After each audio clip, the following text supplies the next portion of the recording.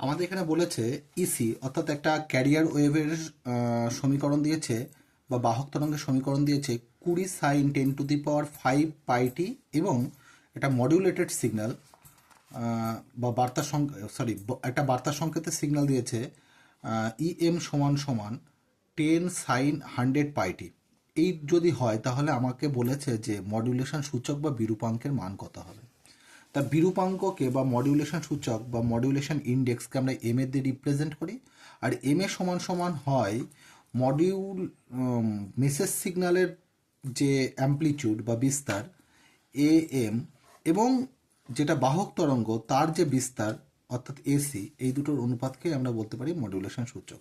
তাহলে এম এর সমান সমান, তো এটা হচ্ছে মেসেজ সিগন্যাল, তার যে বিস্তার সেটা হচ্ছে 10, আর এটা হচ্ছে ক্যারিয়ার ওয়েভ বা বাহক তরঙ্গ, তার বিস্তার হচ্ছে 20।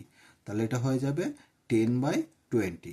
এখানে 100% দিয়ে প্রকাশ করা হয় মডিউলেশন সূচককে, তাহলে ইন্টু 100%, তাহলে এটা কেটে গেলে হয়ে যাবে 50%। ঠিক আছে, তাহলে আমাদের এই অঙ্কটার উত্তর হয়ে গেল মডুলেশন সূচক এম এর মান 50%।